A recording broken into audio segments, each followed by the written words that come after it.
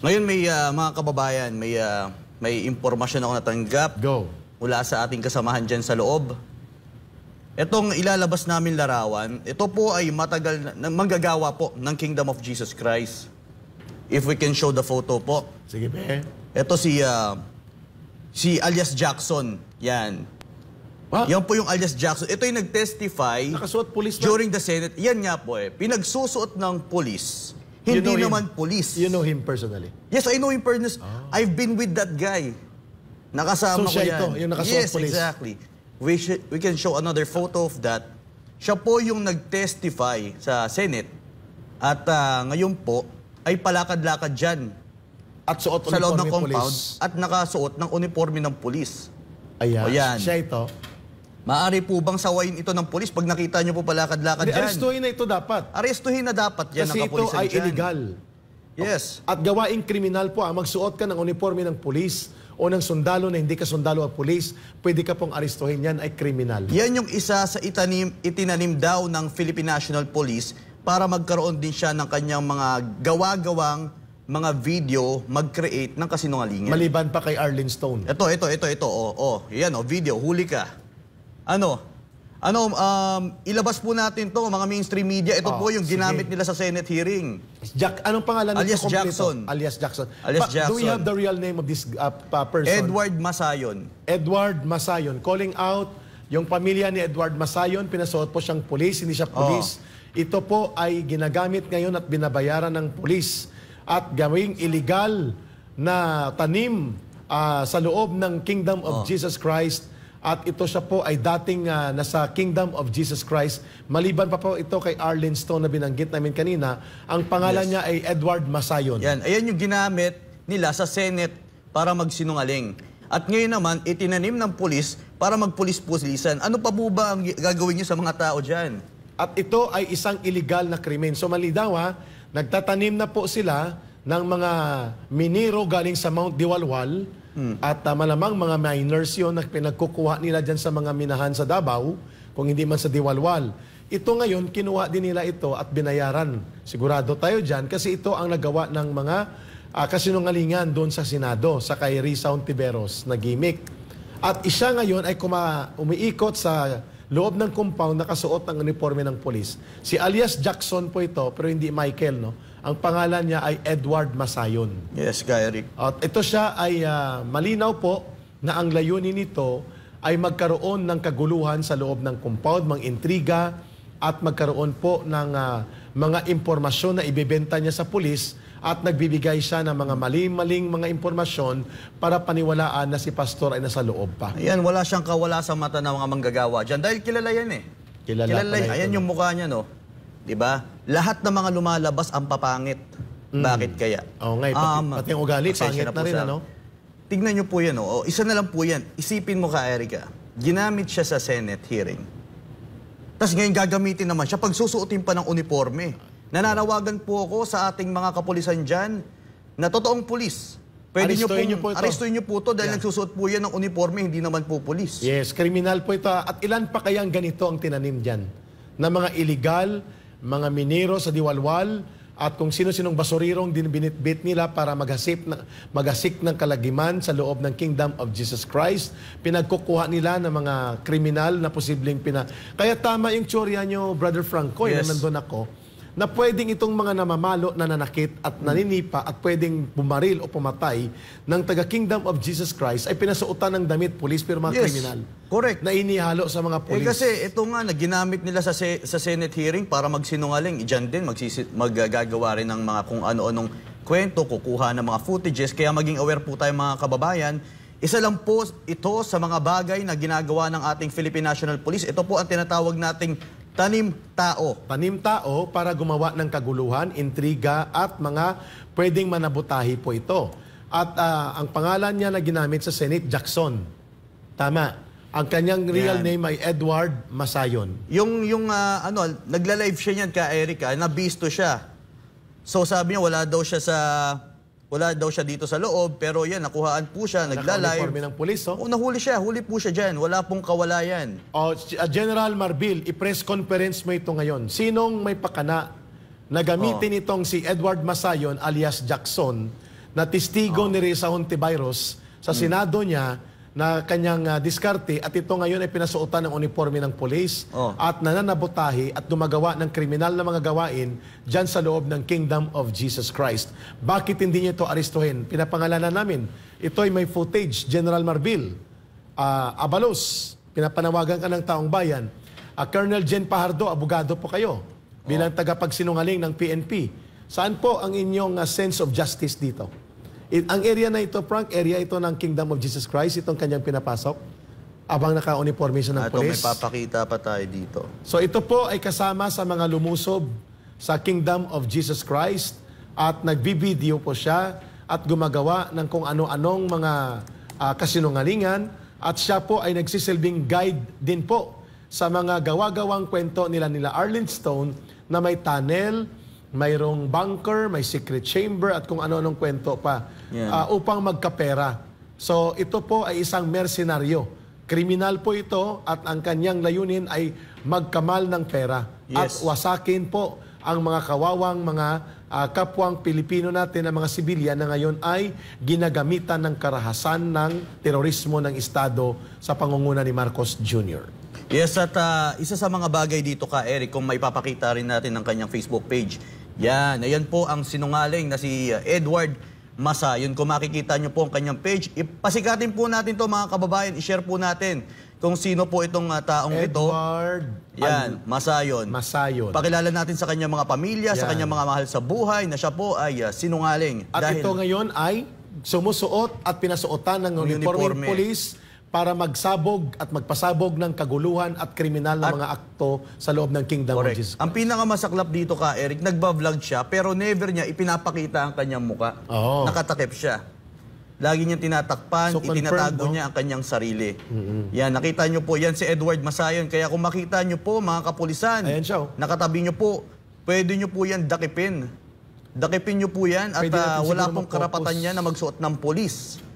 Dahil nagamit po yan sa Senate hearing.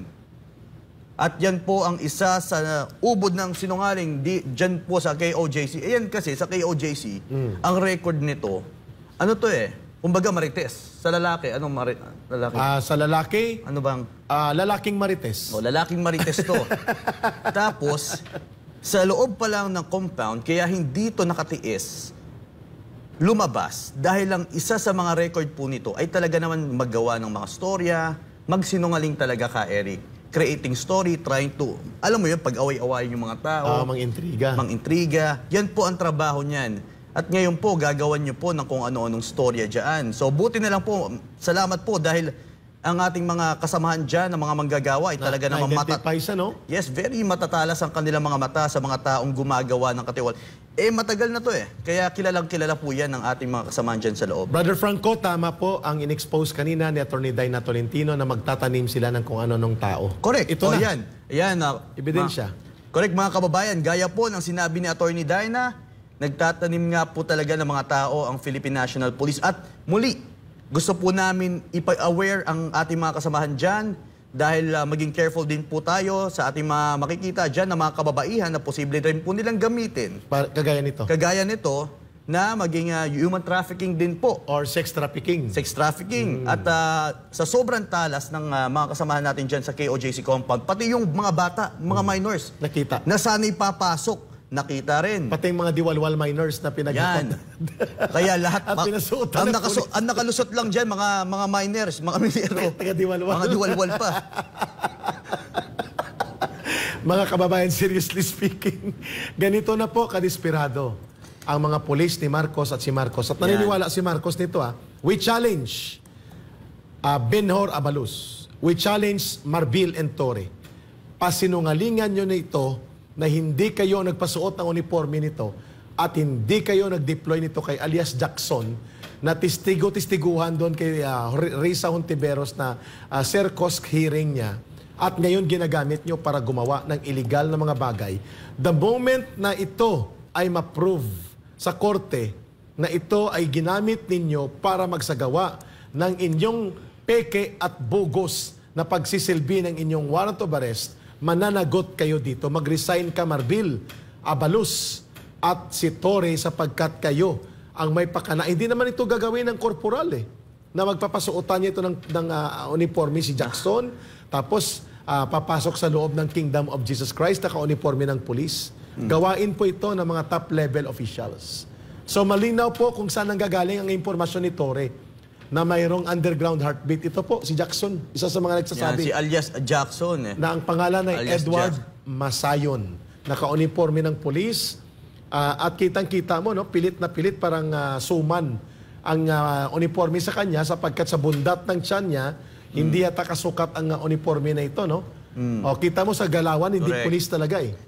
At kita mo naman, tapos ngayon may ginagawa pa ata siya mga diskarte niya na nagla-live daw siya ngayon, Sa pero di compound pinapakita yung muka. Hindi, ngayon parang I think nagla-live siya sa Facebook niya, Umalis na wala siya? daw siya sa loob, na ganyan-ganyan. Alam mo yung ginagawa nilang diskarte, pero hindi niya maipakita yung mukha niya Ito kung siya. nasaan siya.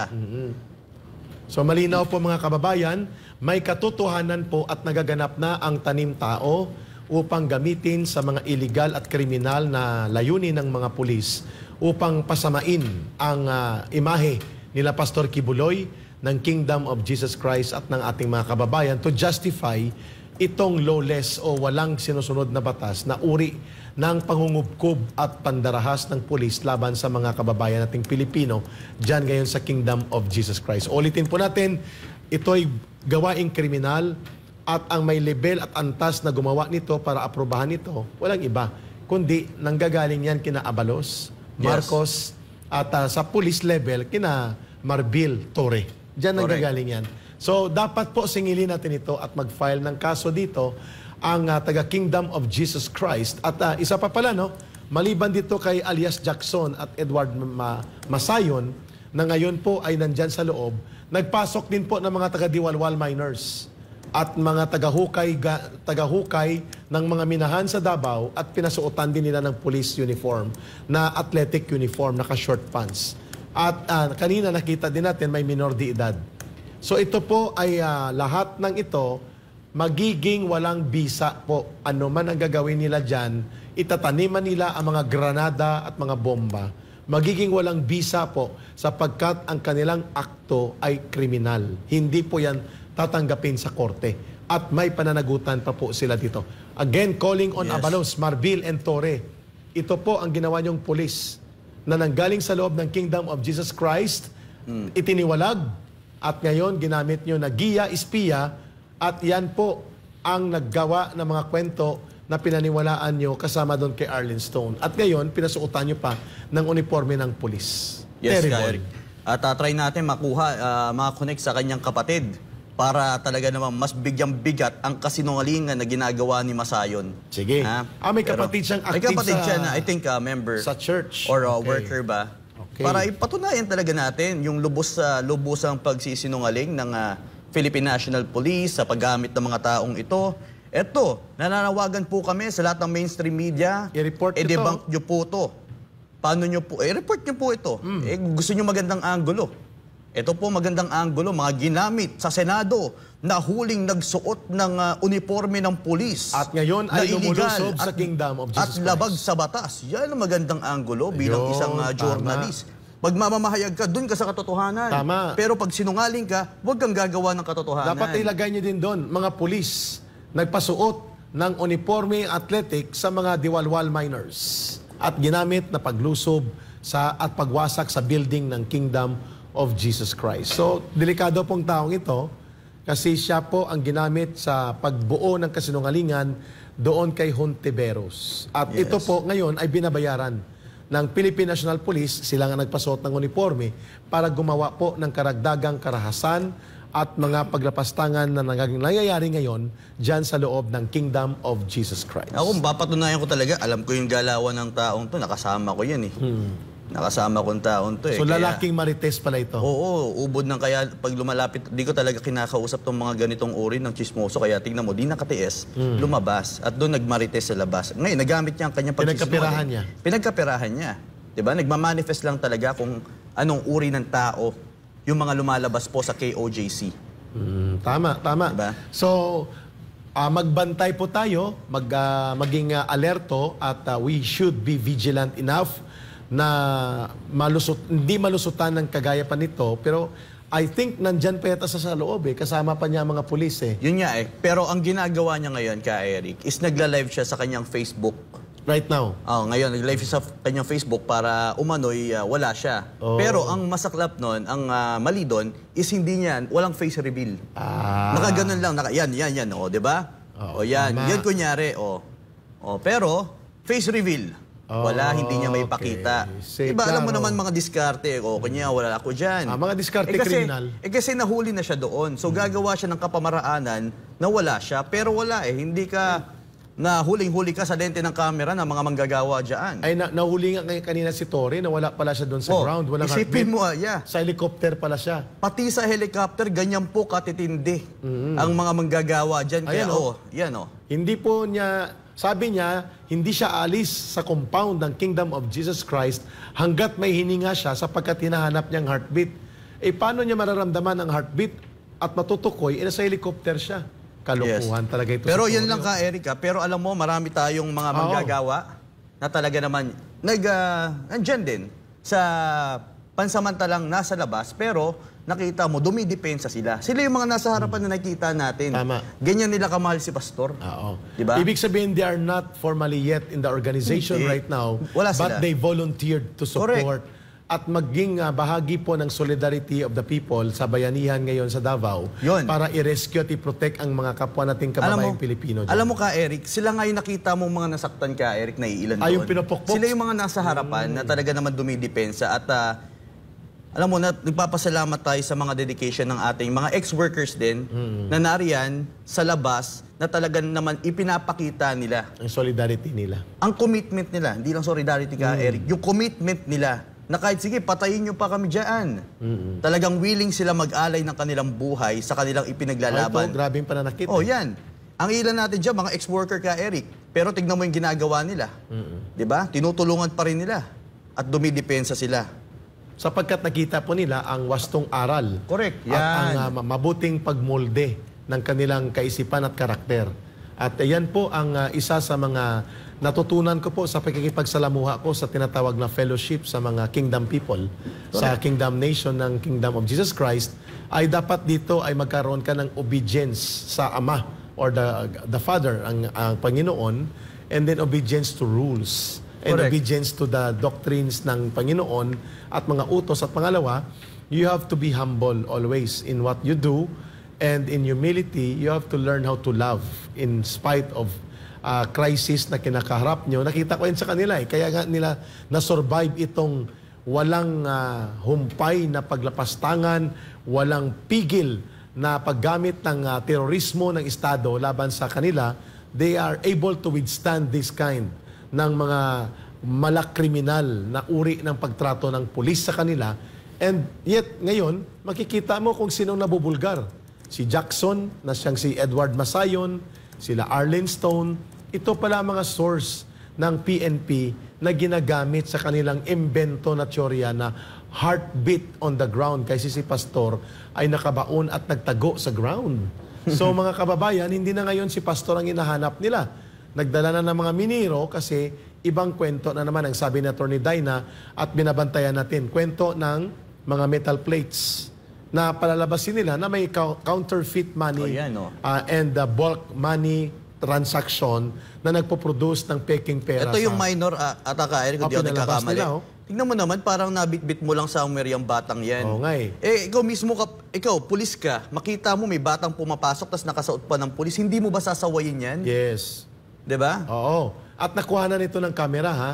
And ito po ay bahagi ng tanim tao. At para po gumawa ng tanim testigo, tanim kaso. So, ipinapanawagan po natin ang Philippine National Police na dapat kayo na ang tawagin na Department of Agriculture. Bakit Department of Agriculture? Sapagkat mahilig kayo magtanim. Tanim tao, tanim testigo, tanim kaso, at maya-maya, hindi kami magugulat, magtatanim na naman kayo ng bomba o tanim babae. Whatever you can think about, the Filipino people in the entire nation do not believe you anymore. Kasi po, hindi na po si Pastor Kibuloy ang inyong hinahanap. Nailantad na po ang inyong monumental failure sa paglulunsad ng inyong isang napakalaking palpak, ngunit ginastusan ng todo-todo milyones na paglulunsad ng paghahanap kay pastor, yun pala ang layunin ay iokupa at agawin ang pagmamay-ari ng isang reliyosong compound ng Kingdom of Jesus Christ para sa inyong, ayan o, nakatayo po mga taga-Diwalwal miners yan ha. Pinasuotan ng athletic uniform ng pulis, pinagtatakpan ang mga ulo at mukha nila, kagaya doon ni Jackson at ni Edward Masayon. No? So wala silang ibang gagawing tama dito. Puro lahat ng gagawin. Ayan no, si tatay, mukhang 72 years old na ito. Paano naging pulis ang 72 years old? Ang alam ko sa probinsyano lang may pulis na 75 years old na si Colonel yung senior officer ni Coco Martin, pero pelikula yun at saka TV series. Ito may mga balbasarado, no? Sa mukha pa lang mukhang ito ay nagtitinda ng tuba, no? Na kinuha nila para mag-uniforme ng athletic at dinala sa compound ng Kingdom of Jesus Christ.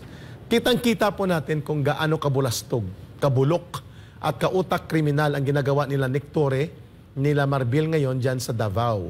At kinukonsenti po ito ni Marcos Jr. at nila Abalos. Alam nyo ba na, pababa ng mga minero na ginawang pulis upang magkalkal at magbungkal sa loob ng Jose Marie College Foundation. Kung yan ay mga totoong pulis, bakit nakatulakbong? Ayun, klarong-klaro. Kung yan ay mga pulis, bakit ang mga pagmumuka nila ay galing doon sa minahan sa Diwalwal?